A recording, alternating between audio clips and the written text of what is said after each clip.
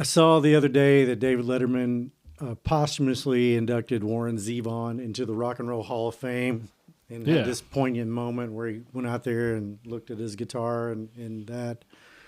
And one of these days we will talk about the posthumous induction into anything and how fucking meaningless it is and how much it drives me crazy. It's crazy to me that Warren Zevon wasn't inducted, 20 years ago, but... Well, that is an interesting point of discussion because lots of people have big feelings about this. There's there's an article out there right now. Mm-hmm. 135 artists who are not in the Rock and Roll Hall of Fame.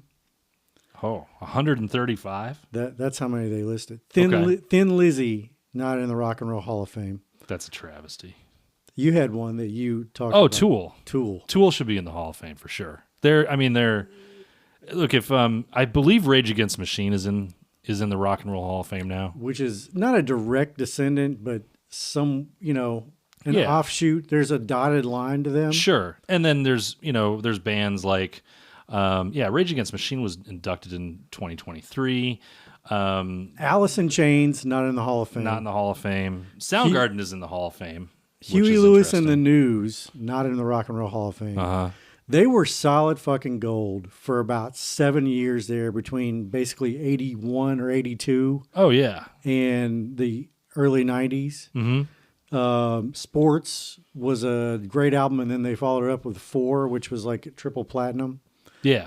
Phil Collins, as a solo artist, not in the Rock and Roll Hall of Fame. Yeah, but Phil Collins in Genesis, and that's where Peter Gabriel's not in there individually either, but he's in it as part of Genesis. Right. So Don Henley, as a solo artist, not in the Rock and Roll Hall of Fame. Sure. Don Henley had a hell of a solo career. Yeah, he did.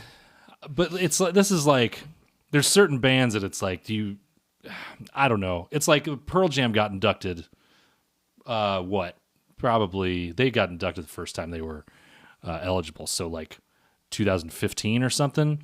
But I wouldn't put Eddie Vedder as a solo artist in there. And he's done a lot of really good work. I don't know. Eddie Vedder does not. Okay, I know you're a Pearl Jam. Yeah. I apologize is the wrong. You're just a huge fan. Sure. To the point that you fronted a Pearl Jam tribute band. This is true. Not well. I'd you sang great. It's on video. It's you be the judge.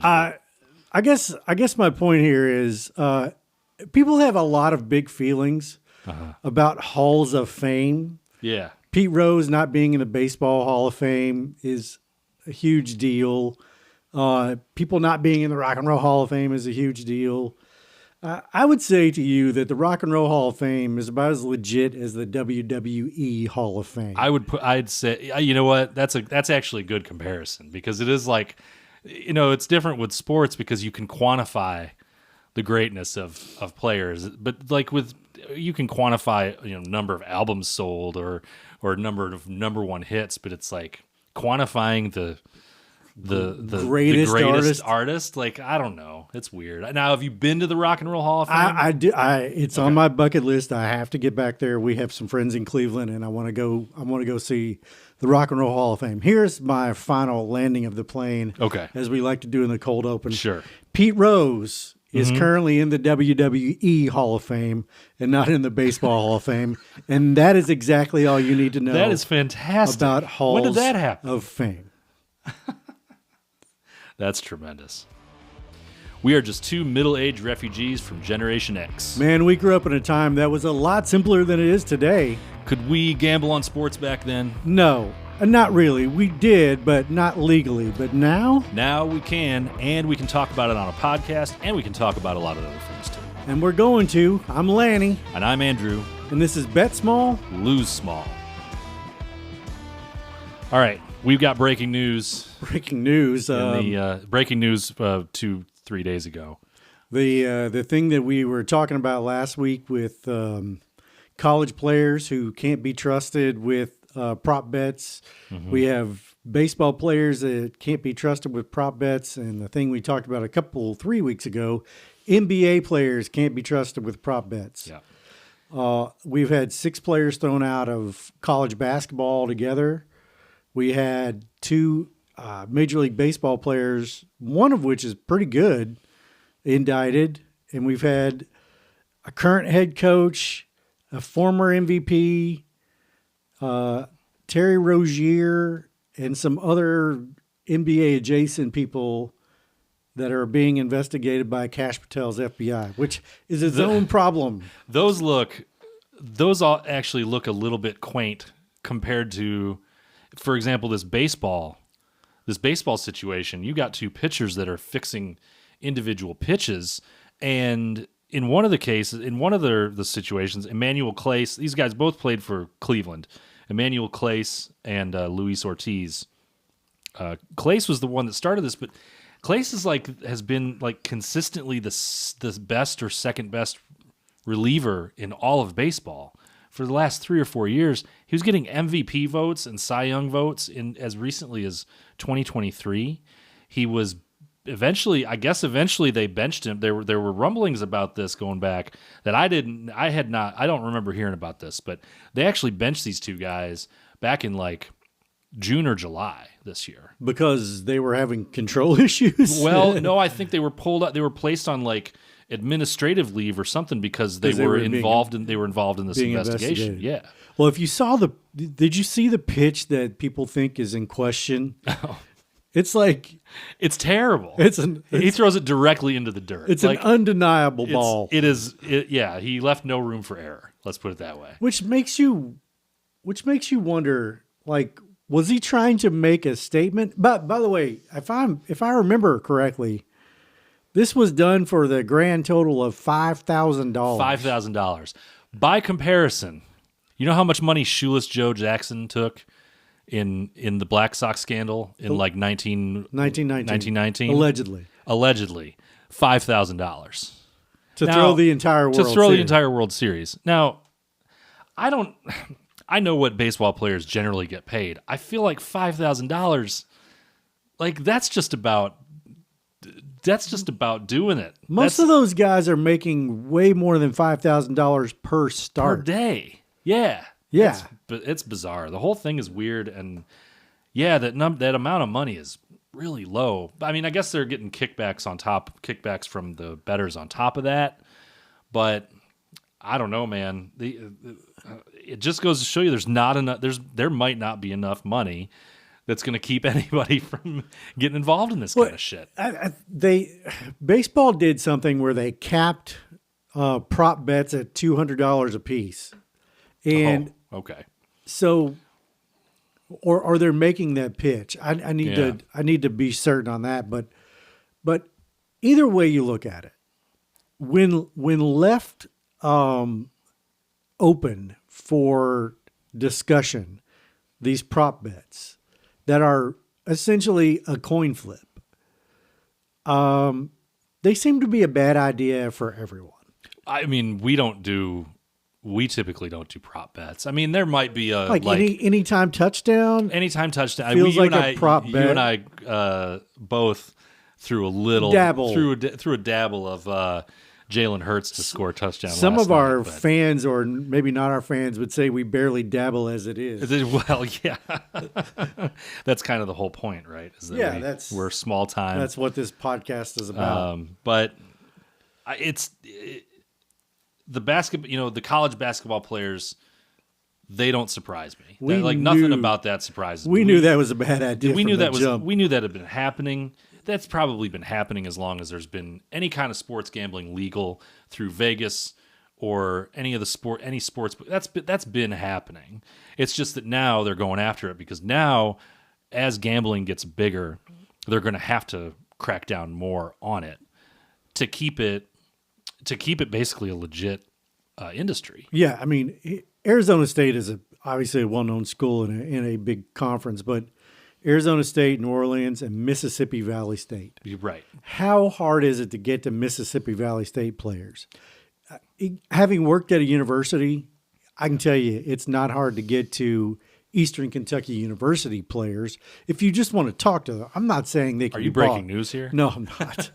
No, I'm just saying, having been around a small D1 university, as an employee, and where you interact with your coworkers. I mean, these kids are very accessible. Well, and they're not, and these are kids at schools that are not necessarily getting a ton of NIL money thrown at them. No, especially Richmond's, 30 miles from the University of Kentucky. Right. So it's a different kind of feel altogether. Yeah. And they used to play in the Ohio Valley Conference, but these are just the ones that they caught too. So that's the other thing is like, if you think these are the only guys that are out there doing don't. This is why I don't bet on college basketball, especially when you've got dozens of games being played every night with all these small conferences. Man, stay away from college basketball. For those, like the big games and the big conferences, like we're recording on Tuesday night when UK and Louisville are playing. Yeah. Go Cats. I feel like that is pretty legit, but that just, I mean, if you have Major League Baseball players that are under indictment and you have NBA head coaches and players that are under indictment, yeah, the small college players are like, that's easy. Here's the other scary part. NBA and Major League Baseball players, by comparison, are paid more than most football players. Oh, way more. A lot more. So if organized crime is able to get to NBA players and Major League Baseball players who already have plenty of money in their pockets. Yes. What is to stop them from getting after the left guard for the Miami Dolphins for a sack? To give up or just to have a shitty game, or the middle linebacker for Cleveland who if they're in the middle of a shit season, right? And they're not getting paid. Maybe they don't know whether their job is secure because they could be cleaning a house at the end of the season. How easy is it to get to those guys? I mean, I'll give you a scenario right now. Let's say that there's a prop bet for an opening drive touchdown, or a number of first downs and a half, or a number of first downs and a quarter. I know that opening drive touchdown is a prop bet you can bet every day on an NFL game. You know how you kill a drive if you're the left tackle, left guard? Give up a sack. You do that, or two false starts. False start. An obvious hold. Something. I mean, the hold, these guys know exactly what they're doing. The hold is killer. Let's say it's a pass play. Yeah. You drop back 3 yards and you hold the guy. Yeah. That's a 13-yard penalty. Yeah. Right there. Yeah. That is a drive killer. Yep. There's very few guys that can overcome that. Yep. That's true. And that's just one way to manipulate the game. So I don't know what the lesson here is. I'm just saying it's frightening in a way. As somebody that is talking about betting every week, that we are betting on the NFL, small every week. Yeah. I'm looking at these prop bets and I'm just more and more skeptical. Here's another thing. You're talking about these college kids. How many times have these kinds of payoffs gone on that weren't caught? Like if you're smart and you can win a little at a time, especially if you have a mark that is in your pocket, you can win a few thousand a week for months. Go completely undetected. Completely undetected. Yeah. It doesn't look out of bounds at all. No. This is what I'm saying. These are just the ones that got caught. And if you think if you think, okay, we took care of it, is you didn't take care of it. And what needs to happen, what needs to happen, we talked about this a couple weeks ago when we were talking about the NBA scandal. These prop bets have got to go. I think the prop bets, some of them need to go. Yeah. I know they're fun for a lot of people. I don't particularly enjoy them. But yeah, there's no reason to be able to bet. There's no reason we need to be able to bet on how many points a backup guard for Mississippi Valley State is going to get on a random Wednesday night. It just doesn't need to be there. I agree with that, and I don't think there's any reason to bet pitch to pitch. No, these pitch to pitch bets are insane. Why do we have that? I don't understand. I've never understood why we had those. I'm not even sure. Like I wouldn't be able to move fast enough to get my bets in. I'd rather go bet on pickleball I swear to God. Yeah. Go down and play. Yeah, I'd bet on a pickup basketball game before I'm betting on the next pitch is going to be a ball or a strike. So before anybody comes at us and says these guys are hypocrites, they have a gambling podcast and they're saying don't bet on these certain things. Yeah. I will tell you, as a former journalist, this is not hypocrisy. This is me saying it makes me worry about the gambling industry and the sports industry all at once. Yes, because we do enjoy this. I've been a sports fan since I'm old enough to remember, and I hate watching the integrity of the game, whatever the game is, be eroded. I think the integrity of college basketball has changed with NIL money because there are, we have heard numbers that are in the millions of dollars for Division I players. Yeah. Just to play a season of college basketball. That seems absurd to me. Mm-hmm. So, we're not just saying, this is funny betting story. No, we're worried about the integrity of sports betting, and we're worried about the integrity of sports in general. Yeah, this isn't to scold anybody. No. This isn't to come on our gambling podcast and go, you guys should be gambling. Yeah. It's let's make sure that the fun thing that we have does not ruin the thing that that's actually the root of the fun. Right. Because if you don't have if the sports, I mean, let's say it gets bad enough to the point where they just say, we got to shut this gambling thing completely down. That's a possibility. Yeah. That doesn't. I mean, there was gambling before there was legal gambling. Sure. Let's just be open about that. I think we. But we they all couldn't did regulate. plenty of that. Yeah. Right. It was a little different, but anyway, let's move on. You had to go talk to Black Tony and get your and Albanian Bruce. Yes. Get your bets in on the Thursday night football game that didn't exist back then. I know we didn't have a good week of gambling this week, and I feel like a broken record saying that. Mm-hmm. But I did feel like we had a good week of analysis. Your rebuttal. I don't really have a rebuttal on that. The games that it comes to a point where sometimes we might want to start taking our own advice. Damn too cute. For example, one of my parlays was Denver minus 550, Buffalo minus 500, and Seattle minus 310. That got me a minus 113. Of course, it didn't hit that because Buffalo. I don't know if I'm ready to get into the Buffalo discussion yet. We'll come back to it, but we sat here and said things can get weird in these Miami games, and it doesn't. It's not just Buffalo that it happens to. This has happened even at like the height of the Tom Brady, even at the height of Tom Brady's powers. They would go to Miami and they would lay an egg.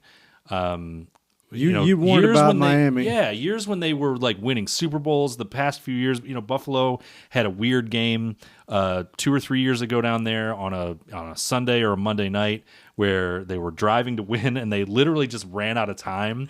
And their offensive coordinator went absolutely bananas, like batshit crazy, and like he was a rock star ruining a hotel room up in the coach's booth after it was over because it just weird shit happens there. And I did not listen to myself, and so I ended up getting screwed by Buffalo there. And you got screwed by Buffalo too on a couple of. I needed picks. To diversify my holdings this week. Yeah, I had the Bears in a couple of things. They won, but I don't think they won by enough. I had the Bucks in a couple of things, and I had the Bills scattered everywhere because I didn't think the 9.5 point favorite Bills would go down to Miami and just shit the bed. In the last 2 weeks, we've seen the 9.5 point favorite Bills and the 14.5 point favorite Packers at home both lose games outright. That's crazy. I'm going to go straight to the fraud alert. Mm-hmm. Teams that are frauds. The Broncos, frauds. Yep. The Bills are getting damn near close to being they're on fraud watch for sure. They're on, and we'll go into them in a second because I have thoughts. The Panthers were frauds. They were found out to be frauds. Chicago. How do you feel about Chicago? I think they're having one of those seasons where they're aspiring to be good, and it's just going to take another year. kind of like the 2024 Patriots, except the Patriots had a shitty coach. Last year's Patriots, you could see the elements there. You knew that there was something missing. Last year for the Patriots, it was the coach. They had a terrible coach. They brought in Vrabel. Now they're one of the 2 or 3 best teams in the AFC. Yeah, I think I'm not sold on Vrabel just yet, but I think what I am sold on is Drake May and Vrabel being competent. I don't know how you can not be sold on Vrabel. They went in and pushed around Tampa Bay and in Tampa Bay this week. Yeah, I think Tampa Bay's got some serious issues. Tampa Bay could be. Tampa Bay's fine. What are they? They're probably the fourth best team in the NFC. Maybe 5th. Probably going to win that division. Back to the fraud alert. Go back to the frauds. Fraud alert. Mm-hmm. Packers, Steelers, Niners, Vikings, I guess, but I never thought they were going to be great. Bills are edging toward it. And the Broncos. Those are still have Denver on fraud alert. I don't disagree with you. I think those are all my I don't trust them. Go through these again. You said Pittsburgh. You said Green Bay, Pittsburgh, Denver, Niners. Well, the Niners they're just so banged up. They are. Mac Jones. I'll give you another category. Yeah. Teams that have a great record that don't appear to have beaten anybody. Mm-hmm. Patriots. So that's true. But in any given season, the teams that are good are going to end up beating up on a lot of teams that are bad. I'm not saying that you're wrong. Lions. Yeah. Do we know who the Lions have we looked at the Lions schedule? Who have they played? I know they here's a great story I heard about the Lions. Dan Campbell took over the offensive play calling for the week. For the week. He revealed this after the game against Washington. Apparently there were players that were getting pissed off with the new offensive coordinator, because remember, Ben Johnson was the coordinator there for the last 3 or 4 years, and he's in Chicago now. He's the head coach in Chicago. Some of the players getting pissed about the play calling, so Campbell decided to take it over in a week when it's like you're getting ready to play a Washington team is just getting ready to put a stamp on this season and just mail it in, and then he comes out. If I'm that offensive coordinator, I'm pissed. Because I'm like, what? You can take over play calling against Washington? Come on, bro. Here's the Lions season. They opened on the road they got doubled up by the Packers. Yep. Smashed the Bears at home. Went to Baltimore and beat the Ravens, who started off the season 2-5. Beat the Browns 34-10. Beat the hapless Bengals 37-24 in Cincinnati. Lost to the Chiefs in Kansas City. Beat up Bucs team 24-9. That's their best win. That's a pretty good win. That was, but the Bucs were a mess that week. Then turn around and lost to the Vikings the next week at home. That's concerning. And then beat the Commanders. So, I don't trust the Lions either. I'm not saying they're frauds. I'm just saying I don't think they've beaten anybody all that great. Teams I trust this week: Rams, Seahawks, probably the 2 best teams in the NFC. Might be the 2 best teams in football in general. The NFC is kind of like this: 2 pretty good teams, two maybe really good teams, and then a bunch of quagmire, something between and then the Giants and the Saints. Yeah, a bunch of teams that are between 8-9 and 10-7. Yes, is what you're going to have. There's going to be I would not be surprised if there's a double-digit win team in the NFC that misses the playoffs. I guess I have to trust the Patriots. I guess I have to trust the Colts, even though they struggled at home with the Falcons. The Falcons are like Jekyll and Hyde. But there's an article that came out this week in The Athletic, which I read quite a bit of, just about the peak randomness of the NFL this year. It has just been crazy. Yeah. It's been really hard to bet. It has. We talked about this a couple weeks ago, I think. This is what parity looks like. This is what the NFL wants. They want parity. They want unpredictability. Anybody can win. Anybody can win anytime. Your team always has a chance unless you're the Jets. You hater. Everybody's. Hey, look. We're gonna talk about this. My Jets rant is still cooking.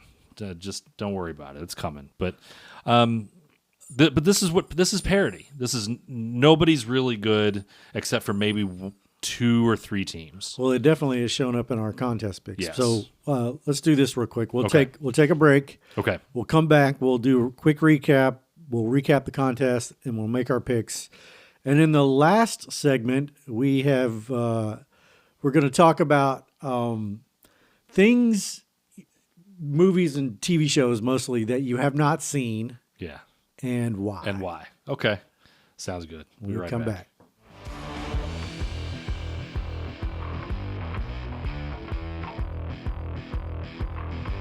As we said, we're going to go through the fraud of the week. Broncos over Raiders 10-7.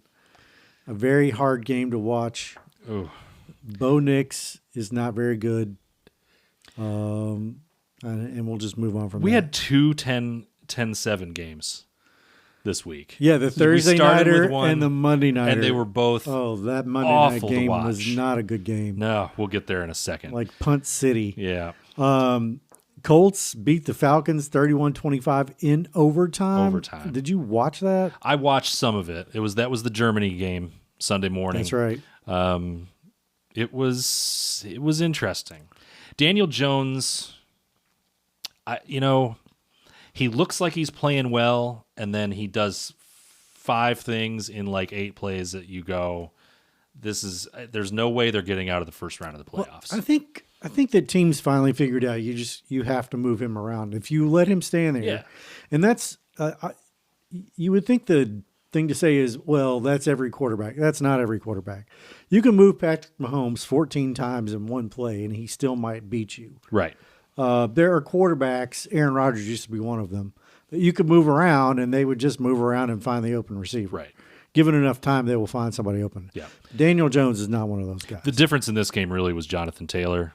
Daniel Jones threw for 255 yards. Jonathan Taylor rushed for 244, including the game-winning touchdown where he basically was not touched. So that's again where we talked about Daniel Jones. Is he good? Well, it doesn't seem to matter because Jonathan Taylor is good, and he's probably the one that's responsible for everything that Daniel Jones is able to do this year. Jets beat the Browns 27-20 in the Toilet Bowl. Jets have won 2 in a row. I think that's the only thing I'm going to note there. 36-29, Texans over Jaguars at home. I think Texans were down in that for a while. Yes, the Texans were down. Davis Mills threw for 292 yards. Looked pretty good. I watched a few minutes of this game. Jacksonville. Okay, do we want to do the Travis Hunter thing now? Yeah, let's talk about Travis Hunter. Because Travis Hunter, we found out today, is going to miss the rest of his rookie season. Yeah. He had surgery on his knee for whatever injury it was. He's down it's LCL. He's down for 6 months. Something, yeah. Can't do football activities for six months. The most predictable injury of the year was Joe Burrow. Mm-hmm. I think the next most predictable injury was my ego. And then Travis Hunter. Yeah. Travis Hunter, this is going to go down as one of the all-time stupid trades for Jacksonville. Totally avoidable. Travis Hunter is going to go down. There's no way that Travis Hunter's career ends up being anything other than a disappointment, even if he's still a pretty good receiver or a pretty good cornerback. He was drafted as though Jacksonville made this move. They made this trade as though they were getting a player that it's like they were getting 2 players. They thought they were going to be covering, filling up two holes, he was one like on defense and one on offense. He was like a savior. Yeah. So what they gave up for him was massive. It's crazy.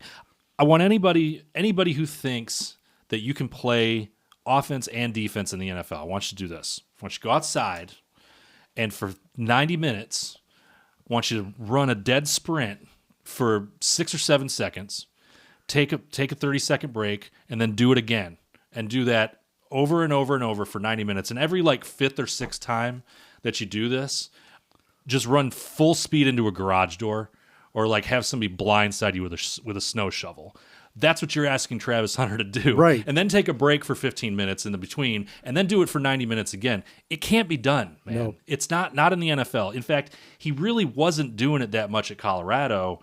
It was just there was the Coach Prime aspect of it, kind of brought some attention to him. Everybody wants to be Deion. Everybody wants Deion Sanders or the current iteration of Deion Sanders to walk back on the field. And let me tell you something. Bo Jackson and Deion Sanders and maybe a handful of other guys, I'll put LeBron James in that category, are freaks of nature in leagues of freaks of nature. Right. They don't exist but once or 2 or 3 times in a century. No. Who else? God, no. Who am I thinking of? George Mikan was a freak in his time. Yes. Okay. Yep. And then you had Shaq was kind of a unique specimen. Giannis, you can say Giannis now is kind of a they are, but LeBron is kind of built differently nowadays. But LeBron is a freak just because he's playing at a very high level at age 40. Yeah, that's true. Yeah, but these football players, there are just so few of these guys that are head and shoulders above everybody else. Yeah. Bo Jackson and Deion Sanders are 2 of them. Yeah. They just happen to play in sort of the same era. Yeah. They were freaks in football, and they could also play baseball. Right. Well, and look at Bo Jackson. And he was gone after 6 seasons. The injury eventually, the injury caught up to him. He was playing sports. Hip drop tackle. Yeah. He was playing sports essentially year round. And whether it's playing sports year round or it's playing both sides of the ball and playing, however many plays, 120 plays in a football game, like you can't do that, man. I'm sorry. It's just, it's nothing against Travis Hunter or his abilities. No. You can't do it. Your analogy is correct. No, I put this on the Jags. I mean, this is, they are who we thought they were. Yep. And we thought they were stupid. Yeah. And this is what you get. Well, and they in this game, going back to the game against Houston, they had a big lead, and they let Davis Mills come back on them. Yeah. Jacksonville, I think, is fraudulent. They've got a decent record. I'm putting them in the not trust category, in the no trust column for the rest of the year. And the head scratcher of the week, the Bills go down to Miami and lay an egg, an ostrich egg. Do we need to belabor that, or just the Bills never fired? And the Dolphins, I don't know. Yeah, I don't know. The defense shows up every other week, and that's not going to work for the Bills. And also, I want to say, Bills Mafia Reddit out there, you all who are calling for Brandon Beane and Sean McDermott to get fired, we've heard enough from you. Okay, calm your tits. Calm down. They're not getting fired. Brandon Beane brought in Josh Allen and James Cook and all these other great players that are on this roster now. He's not going anywhere unless he decides to go somewhere. Let me tell you something else, Bills Mafia. You can have Josh Allen for another 8 to 10 years. You've just got to put a team around him. Yeah. I would say the same thing to Bengals fans. Joe Burrow just needs some defensive help. Mm-hmm. Okay? Yep. We're going to move on from that. Settle down. The Patriots, I believe, are real. Yes, the Patriots entered real territory this week. They went down to Tampa, beat the Bucs. Yeah. The Bucs are kind of a mess. I still love watching Baker Mayfield play, but they've got some serious issues. They've had some big injury issues. A lot of injury issues on that team. They went into this game favored by 2.5, but it was pretty close. They led a couple times in this game, but once the Patriots came out in the second half and scored on their opening drive. No, they scored on the opening drive. They ran a 2-play drive. Trevion Henderson had a 55-yard rushing touchdown. That made it 21-10, and that was pretty much it from there. Because Tampa kind of they have this issue where they can play from behind, but it's not a good idea when they got all these injuries. No. So I'm not saying we shouldn't trust them, because I think in 2/3 of all their games. They're coming up. It's coming up. They're playing Buffalo this week. That's a game that I'm just going to stay away from. I think you have to. The Giants go to Chicago and hang around for a while. The Bears eventually beat them. The Bears are 6-3. They have the exact identical record as the Detroit Lions, who are also 6-3. Both teams are 3-1 at home and 3-2 on the road. That division, the NFC North, is incredible. You have Green Bay, who still is hanging around there. I guess technically half a game behind because they had the tie with Dallas, but they keep losing these stupid games. We'll get to the Monday night game in a second, but yeah, Detroit and Chicago both 6-3. I don't know how Chicago's doing it. There's nothing I really like watching about that team. I don't know that they're good, but they're good enough. Yeah. All right. Anyway, moving on. Yeah, move on. Ravens are. I guess they're back. I don't know. They looked disastrous the first 7 weeks of the season. I have a hard time believing that the Baltimore's actually back. I mean, now they're only a game, but they were like one injury away from trading for Joe Flacco. They are now. Oh my God! Talk about the sliding doors. They are now only one game back of Pittsburgh. Well, Pittsburgh sucks, and Pittsburgh sucks. Aaron Rodgers was not good yesterday. I think he was not good. I think it's pretty certain that the Ravens are favored to win that division again. Aaron Rodgers showed his age, but has nothing. Oh, you're talking about Pittsburgh. Yeah. The Vikings are 4-5 for a reason. They're just okay. Yeah, they're fine. We'll see. Maybe J.J. McCarthy is something. Maybe he's not. We don't know. It's essentially his rookie year. I don't know. The Panthers submitted their who fucking knows status by losing at home to the Saints. That's a game that if you're... I did not watch it. Well, no, I didn't watch it either. Who would really want to watch that? Nobody wanted to watch that. That's one of those where for Carolina, when you come off of... You beat the Bills. Did they beat... Yeah, they beat the Bills. And then...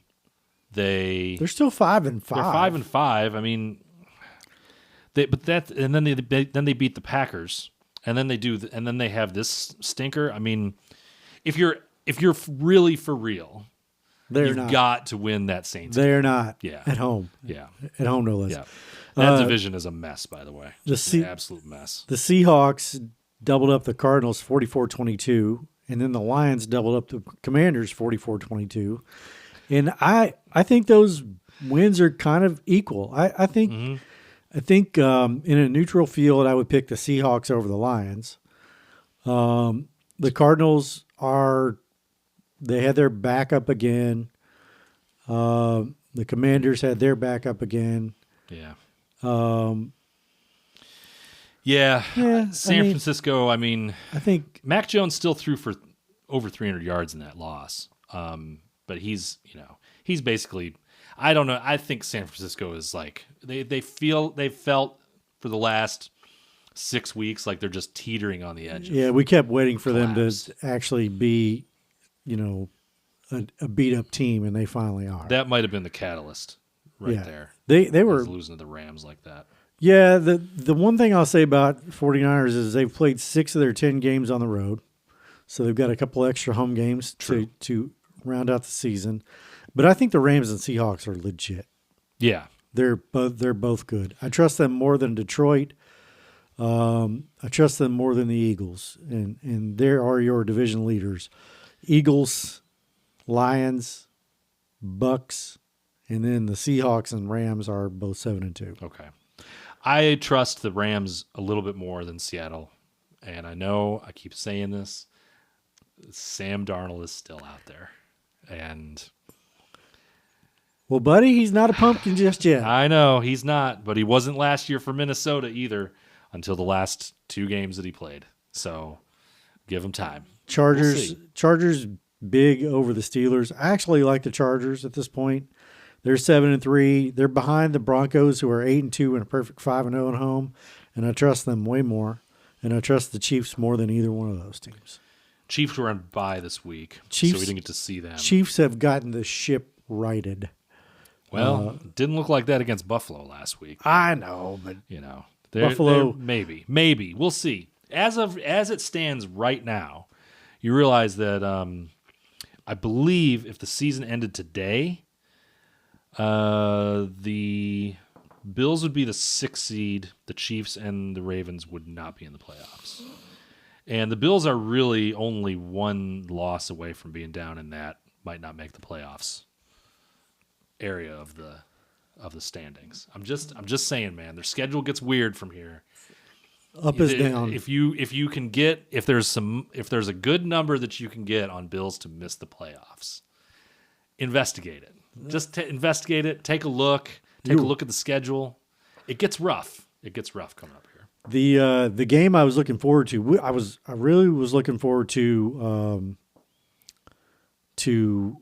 Steelers. No, that's not the one I was looking forward to. What I was all looking forward to: Eagles-Chargers, Eagles-Packers. Eagles-Packers. Thank you. Yeah, I think everybody was looking forward forward to Eagles-Packers, Yeah. and it was a dud. Scoreless first half, wasn't it? Yeah, I had Eagles and over 39.5. I got it at 37.5, and it still was. We still weren't. We were close. still. I was like, 3 what is touchdowns. going on here? 1 touchdown in the whole. 2 touchdowns in the whole. I don't know. Who cares? 2 touchdowns. Who cares? It was a bad game. What a stinker of a game. And this is again Green Bay. Just get the fuck out of here with Green Bay. I'm done with these guys. They're in my no column. Jordan Love. I don't know. I don't get it. I don't know what else to say about them. They're just not. They're not fun to watch. Philadelphia. I mean, their defense is really good, but their offense just, you never know. You never know when they're going to show up. Just a quick recap. There's your old man Bo Jackson rant. There's the Jags are stupid for drafting Travis Hunter rant. And there's your recap. We brought George Mikan into the chat. How did we manage to do that? Because I couldn't think of the guy for the Lakers that was the volleyball player too. And he was the actor. Why I'm blanking on it. Oh my God, Chamberlain. Will Chamberlain. Yeah. Okay. Will Chamberlain was the freak of all freaks. Will Chamberlain could show up in the NBA today. Are you sure you're not talking about Kareem? No, I'm talking about Will Chamberlain. Okay. Because Kareem had his share of roles. Kareem came in at a time when that was a little more common. Sure. Yeah. I mean, he did lead the league in scoring for like 3 decades. This is true. Yeah. So he was his own freak. He's That's just true. not talked about in the way that Wilt is talked about being a freak. Yeah. Because Wilt and Kareem were kind of like similar guys. Yeah. But Wilt was playing 20 years earlier. Yeah. And he just looked like me playing a bunch of elementary school kids. Yeah. On a 7-foot goal. Also, Kareem was a bitch. So, that's the difference between him and Wilt. Everybody's got their thing. Take a break. Come right back.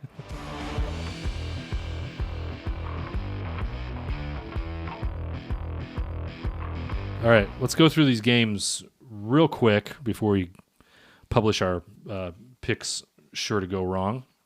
They really are.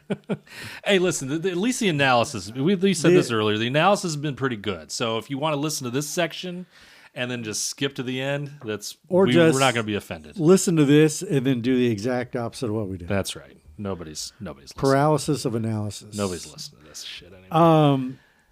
Jets are getting 12.5 at New England. That is a complete stay away for me. That's too many points. Although I don't trust the Jets enough to take the 12.5. I don't trust anything about this game.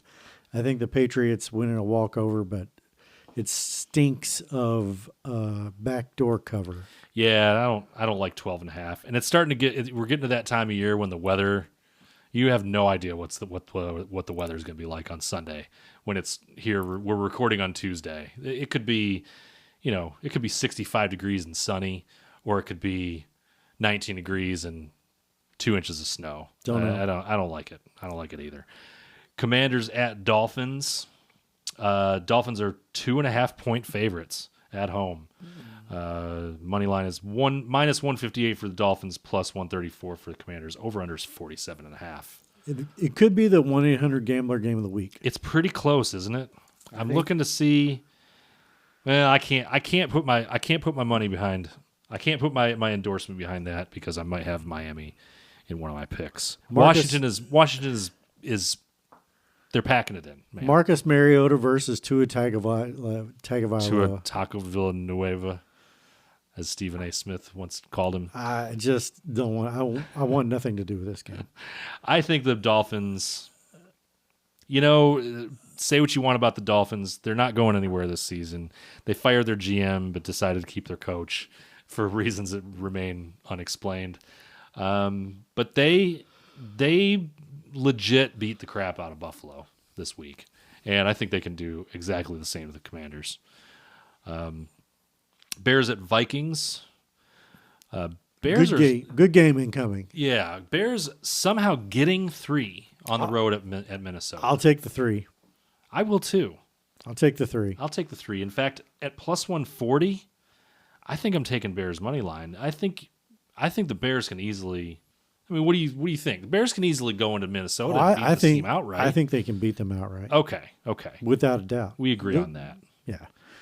Packers at the Giants. Packers giving 7 on the road. I'm tired of the Packers. I'm done with Packers. Tired of the Packers. Move on. Yep. Moving on. Panthers out the Falcons. 2 more teams that I couldn't tell you if they're bad or good, but I think the Falcons are better. Are they?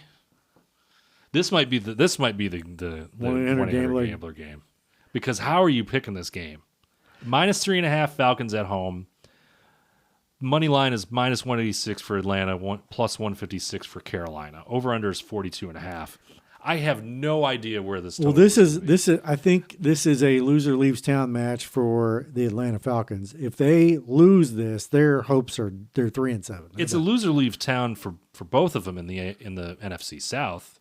Well, although maybe not though, because I don't think Tampa Bay's leading that division. Yeah, I don't know about that. I don't know. This is a tough one. But if the Falcons lose this, they will not be able to catch anyone. They'll be 3-7. This is not like a stay away like Packers and Giants where we just are tired of the Packers. Completely. Packers and Giants, conventional wisdom. Packers are going to I think they're going to win. If you want to take them in a money line bet, I think the Packers will win. Giants just fired their coach. That's fine. But Panthers and Falcons, if you know which way this game is going to go, I commend you. There's no way I'm staying the hell away from this game. Chargers giving 2.5 at Jacksonville. That actually might be a good game, and I'm willing to lay the 2.5. Yeah, I think the Chargers are.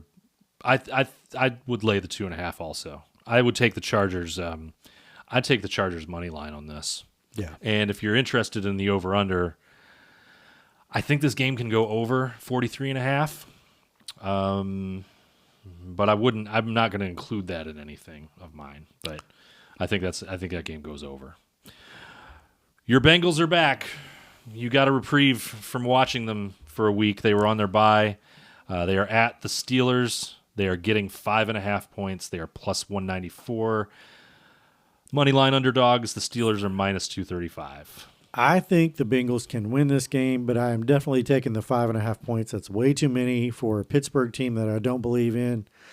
I will say this, though. Aaron Rodgers, after a dismal performance last week, I think will look to bounce back versus a Bengals defense that is god-awful. Well, he better, because if he doesn't, they're not winning this game. So I think the over 49.5 is not nearly enough. I think it's a shootout like 34-31, something like that. The over-under is 49.5, and they might be over that by third quarter. So I'm taking the Bengals, the points, and if I'm picking an over and under of 49.5, I'm going over. I agree. Bucks at Bills. Hard to figure that with the most recent performance of the Bills, but they're back in the friendly confines of not Buffalo. It's going to be It's going to be cold. Orchard Park is going to be Orchard Park is going to be flaming. It's going to be on fire. There are going to be a lot of nervous people at this game. I'm just telling you. There's going to be some people that are holding up signs to fire Brandon Bean. There's going to be people that are going to start booing if the Bills go down like 10-3 in the second quarter. And to all those people, I say, find yourself one of those tables and put your head through it, okay? Because this is dumb. The Bills are 5.5 point favorites. I think that's a little high. That's too many. I think Bills money line and over 47.5. I could get behind that. I'm not putting money on this one this week. No, I'm sorry. The Bills, the Bucks plus 5.5, I think is a good bet there because I think this is going to be close. The Buccaneers have a tendency to play close games, and the Bills' defense is just so hit or miss. You just never know. Houston giving 7 in Tennessee, which seems like a lot of points, but man, this Tennessee team is bad. Tennessee is bad, and the Texans might be figuring some things out. They had that comeback against Jacksonville. They looked good. They looked good with Davis Mills, and I don't know what the plan is if Davis Mills is going to be playing again this week or if Stroud is coming back. But you're almost in a position if you're Houston that you don't have to bring him back if he's not healthy. If Stroud is not ready, just let Davis Mills take another one. I agree. This is a relatively easy game against Tennessee. The over/under is 38.5. Cool. That's a tricky one. Could be 17-10. Yeah. I would go. Could be 24-0. I would go Texas. I would go Texans. Probably Texans money line on this one if I was betting it. All right. Seahawks getting 3 at LA Rams. Probably the game of the week, right? Has to be the game of the week. Has to be. Possibly the two best teams in football. NFL. Now this is we said that about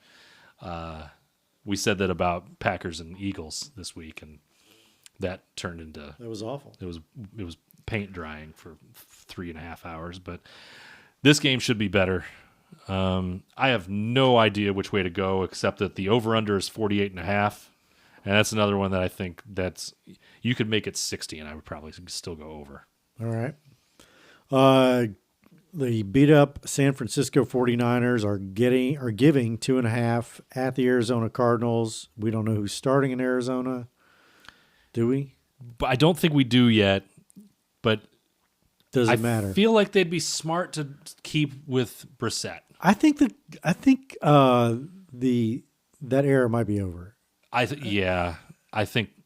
you're getting pretty close. Because it's just another one of these seasons that Arizona's going through where Kyler's hurt. Kyler Murray don't know when he's coming back. Kyler Murray that. He stinks when he's playing. I mean, their offense, if your offense looks better with Jacoby Brissett as your starting quarterback, that's not your offense's problem. That's your starting quarterback. That is not a vote of confidence. Right.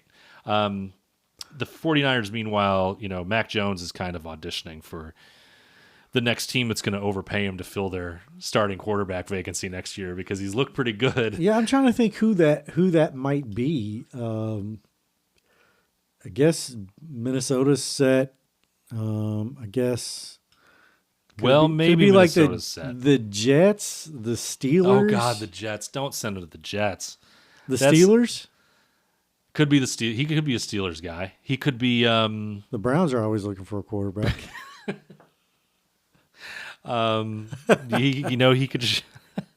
He could show up. These are all really mean places to send Mac Jones. Yeah, right. He could be he's going to be. You know what he's going to be? He's going to be he's going to be on the Raiders next year. That's certainly a possibility. And that's going to be just as sad as being in New York or Cleveland. If Bo Nix can't get his shit together, maybe he ends up there. Oh God, no. They're sold as hell on Bo Nix. Him and his 3/4 of the game throwing for 68 yards. The Chiefs are giving 3.5 at Denver. I'm on the Chiefs on that one. I'm on Denver money line. You're on Denver money line over the Chiefs? This is why. 2 weeks ago, we saw the Bills run the perfect defense against Mahomes. They rushed 4. They didn't blitz a lot. They dropped in coverage. They took away all the options. And besides that, their defensive line contained Patrick Mahomes, kept him from getting outside of the pocket. This defense is 10 times better than the Bills' defense. They can rush 4. They can drop back and cover. If they know anything, if they've learned anything about the Chiefs, they should watch from that Bills game. That's what they should be doing, and I think they can do it. And I'm taking them money line at home. Do you know that we just put Denver on fraud alert? Yes, I'm aware of this. And we said we should listen to ourselves more. Yes, I'm aware. But I like this matchup. Okay, counterpoint. We said the same thing about Patrick Mahomes. All they got him figured out all the way to the Super Bowl last year. I rest my case. Okay. Hey, listen. When you see what I have it in, it actually makes a little bit of sense. I've got money on ball. Okay. I've got money on Kansas City. Okay. All right. Baltimore giving 8.5 at Cleveland. Again, this is one of those games. The over/under is only 39.5. Over. You think over? Yeah. All right. I don't want to get money on this game. No, I don't either. I think the Baltimore. I think unless it's Ravens money line. We don't have enough evidence yet on the Ravens whether they're back or whether they're who did they just beat? They just beat Miami a couple weeks ago. They beat Miami on a Thursday night. Then they beat who did they play this past week? Did they play this past week? Did they have a bye? Ravens. Yeah, they won 25-10. Over who did they play? I don't remember. I forget. Anyway, we don't have any evidence that they're actually back. I don't think they've played anybody who's good enough to say that. Cleveland is no exception, but Cleveland has a much better defense. So let's see. I don't like that line. I think it's too many points. The money line is minus 420 for Baltimore. I'm not taking that, and I'm certainly not taking Cleveland to win outright. And the 39.5, I say over, but I don't know. This is stay away from me. Detroit getting 2.5 in Philadelphia. Maybe the game of the week, part 2. Sure. Two teams that I don't know what to make of them sometimes. If I'm going anyway, I guess I'm going Eagles. Probably not betting this one. It's a good line. Minus 2.5 is about right. We talked earlier about, is it possible that the Lions haven't beaten anybody good? I don't think they have. Okay. So this would qualify as playing somebody good. And I don't have this game. I don't like this game. But if I had to pick, I'm picking Philadelphia.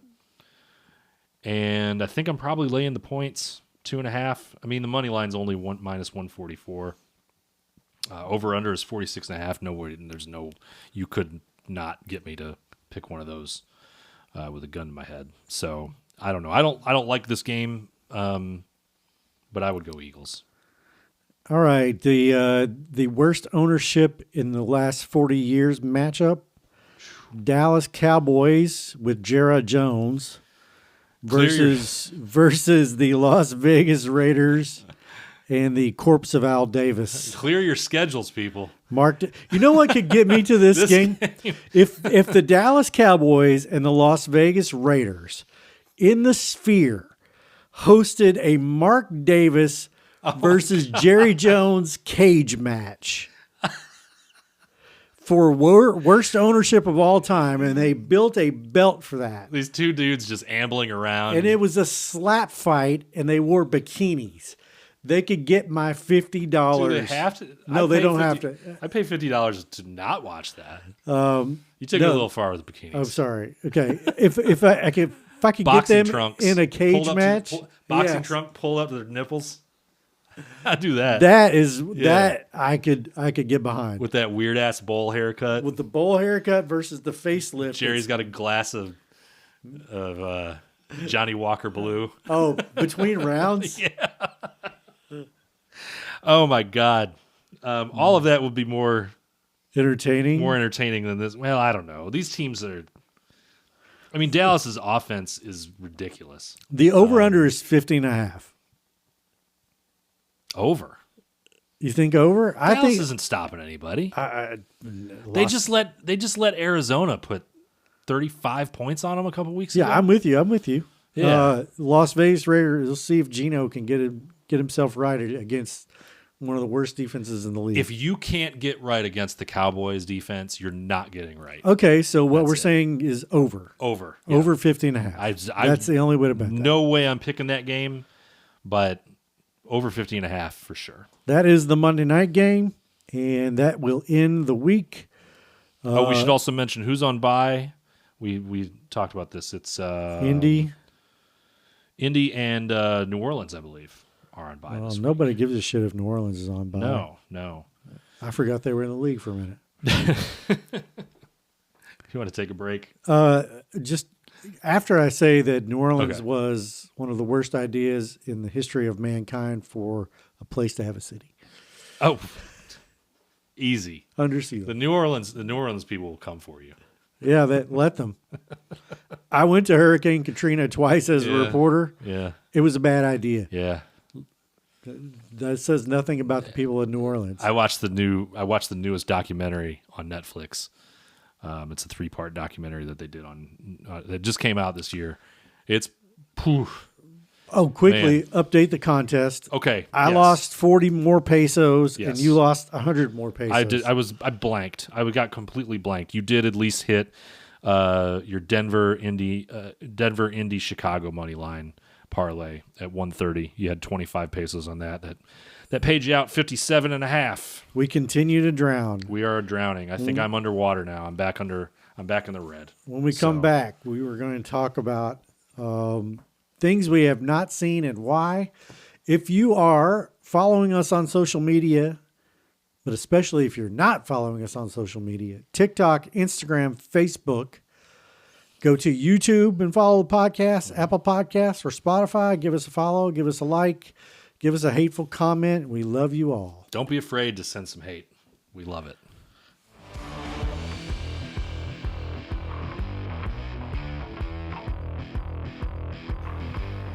We're going to start this segment with best thing, worst thing, because I have one when it comes to talking TV.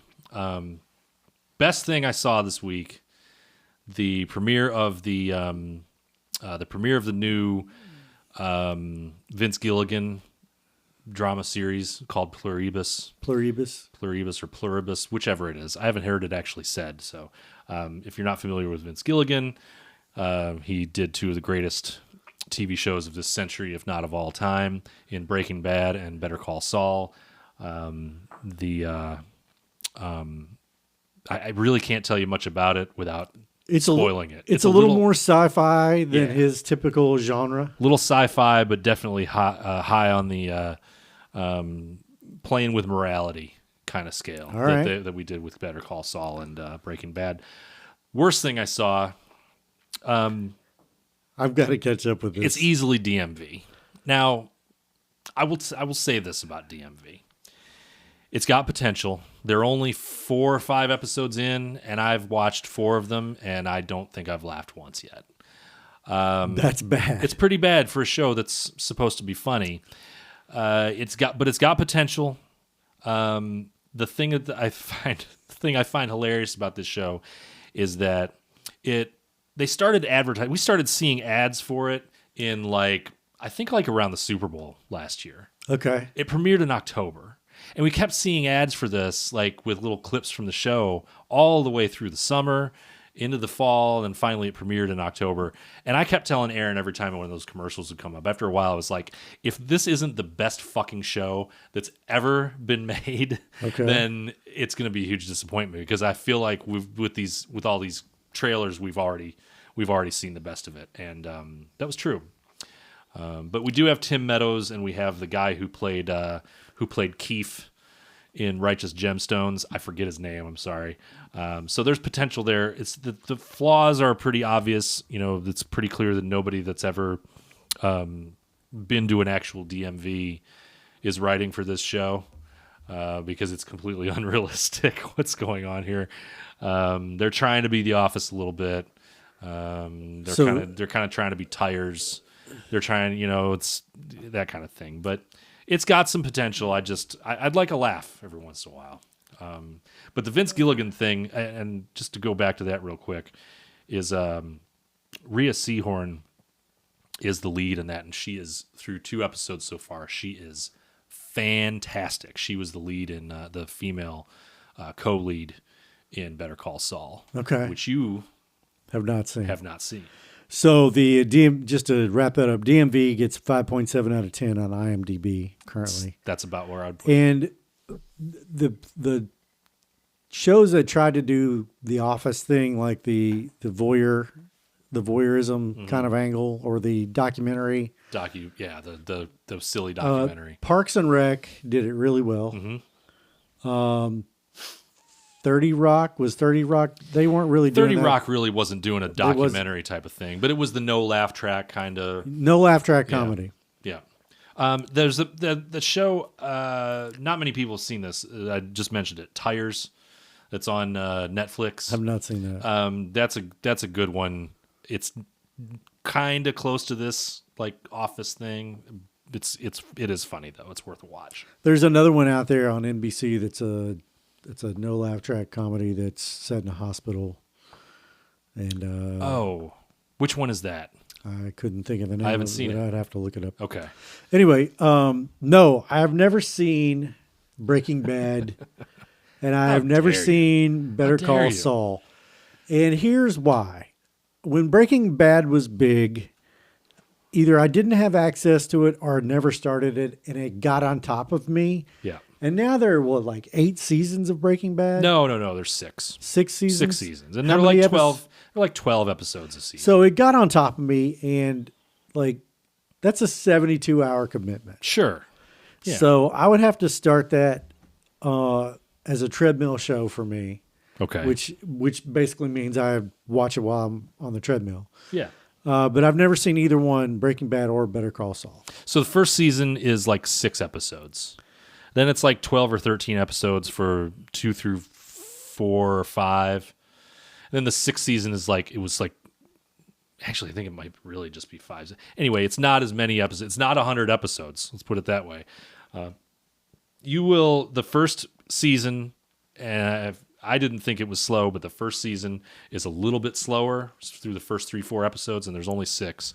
I would suggest this to you. Just sip it a little bit. Just give it a little taste. A little taste. I keep hearing you say this. Just because once it starts going, you'll all of a sudden have watched like 8 episodes of it, and it'll be 2:00 in the morning, and you're like, just give it just one more. I just want one more. Because it's a show about making meth, right? That sort of affects you. Like you're just like, yeah, just one more. Just give me a little more. Just one more. So, more hit. So I have seen all of Task, and I've now seen all of The Lowdown.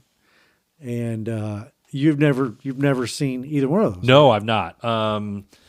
Task. That's one that Aaron and I are just kind of saved. That's on the list. That's gonna be pretty soon. It's not gonna be very far, very long show. Until that might be. That might be like the Christmas time watch when we're off. Oh, those are good. You know, the Christmas binge. Maybe I do that. I've never seen Dexter. Okay, I haven't either. But here's the reason for that. I never had Showtime. Now I have Showtime now. Yeah. Well, Dexter's on Netflix now too. So that's where a lot of the stuff, you miss it the first time around because you don't have HBO or you don't have Showtime or whatever, and then they end up on Netflix or they end up on HBO Max that I just get with like my cell phone plan gives it to me. So right. Yeah, and then it becomes a lot easier to watch this stuff. So we have both have a show that we have watched a few seasons of and then refused to go on. Mm-hmm. Okay, so for you it was Homeland, yeah, which you liked. I really liked it. Did you get through the whole thing? I did not. I have not finished season 8, but how many seasons are there? There are 8. Okay. But I watched the first 7 seasons, and I was, ready to watch season 8. I just lost track there for a minute because we switched to. I watch shows with my wife a lot. Yeah.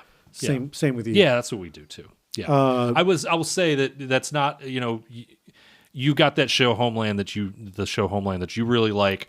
You've kind of not abandoned it, but you've stepped away from it. You've taken a time out on it for the last season. A break, yeah. We're halfway through the last season of Better Call Saul. So as much as I scold you for not watching those, we still have not completed Better Call Saul the last season.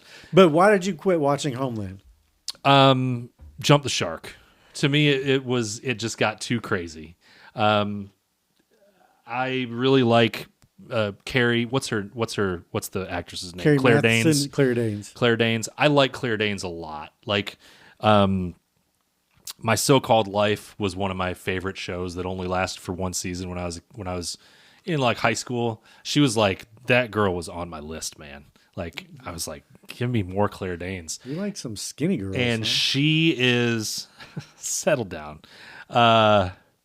She by season 3 in Homeland, it's just too much to handle that character. It makes me like physically feel like I'm losing my mind. My wife did not like the character Yeah. because she is, spoiler alert for Homeland, she's very bipolar, and she kind of has a superpower when she's in a bipolar episode that she can figure it all out, even though she's a little bit crazy.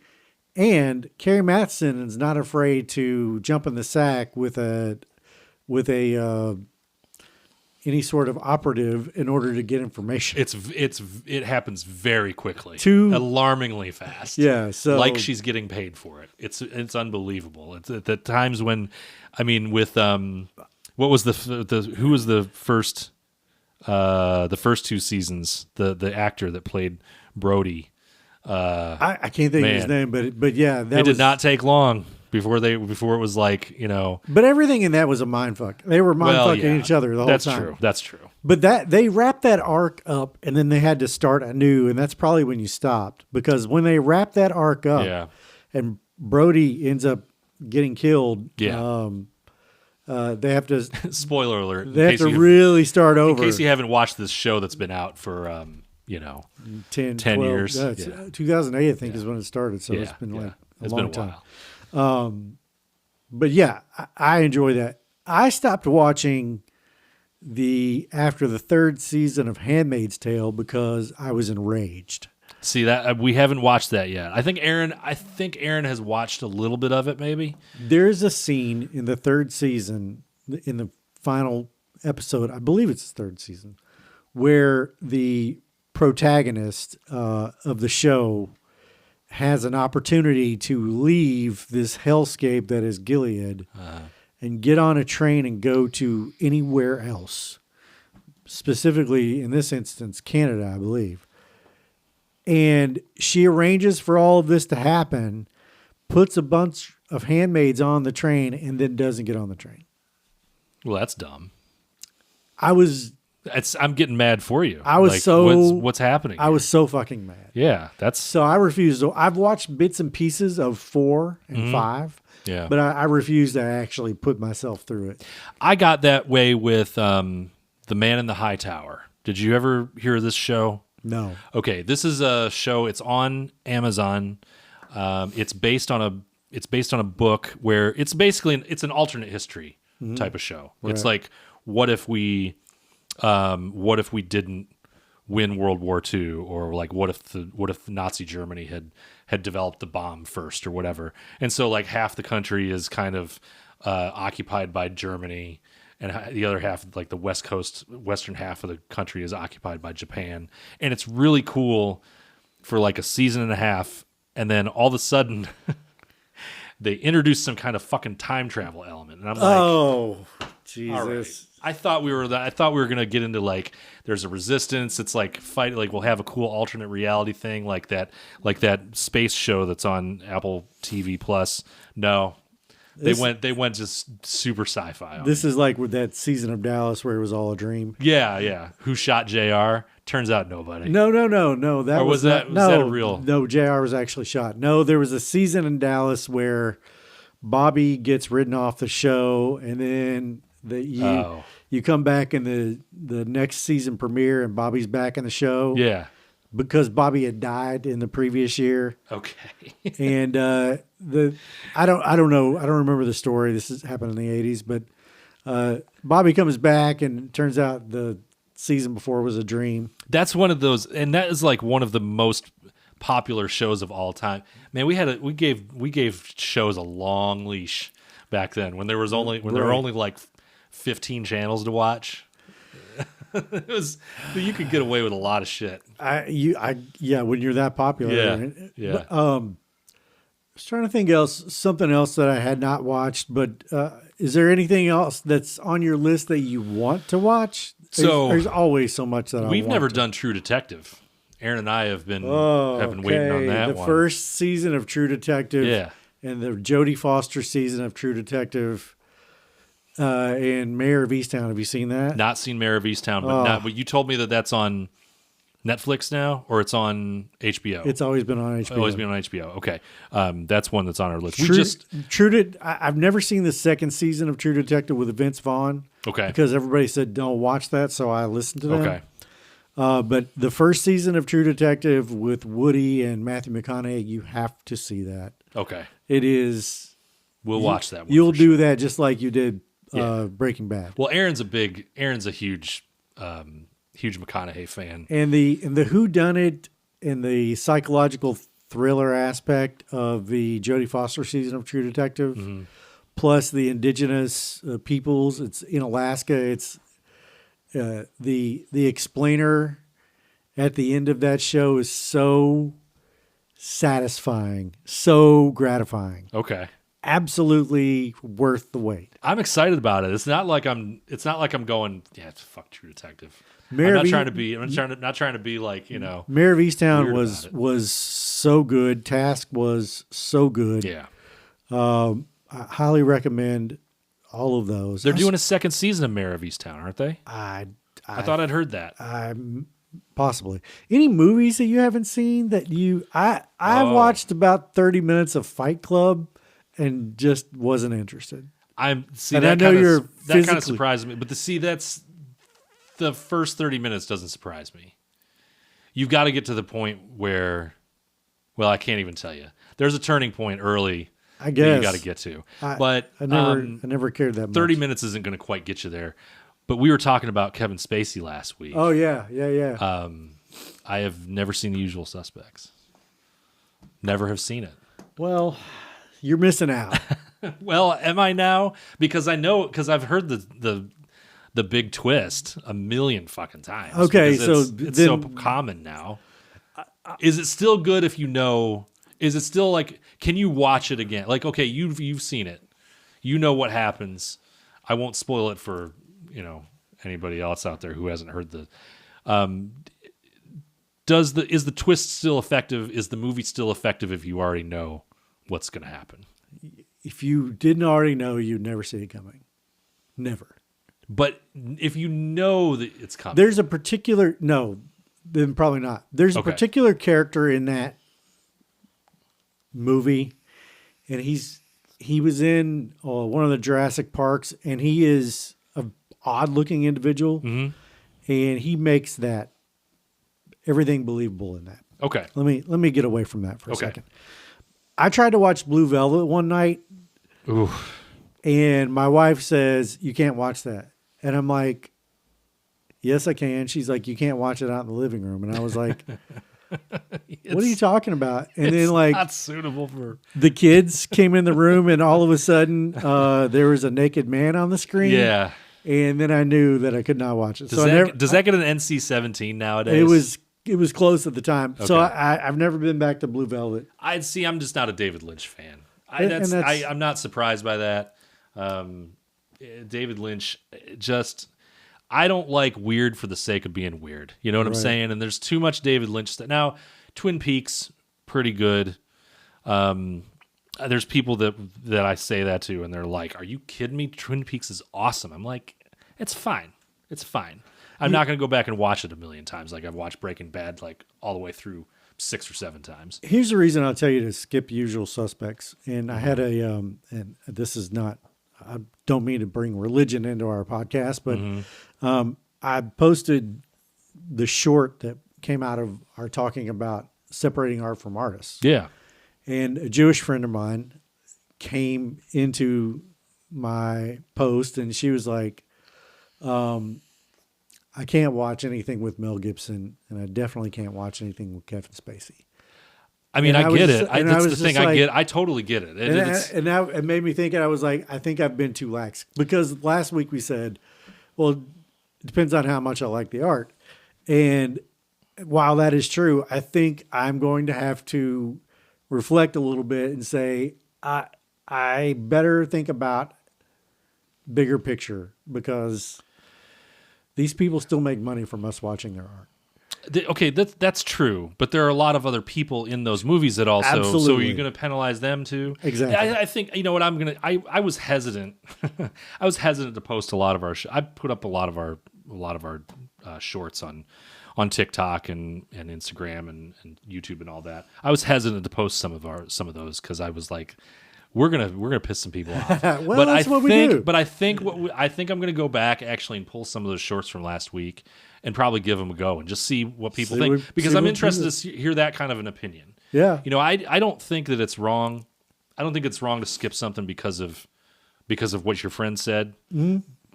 And I also don't think it's wrong to not skip it because again, it isn't just about that one person.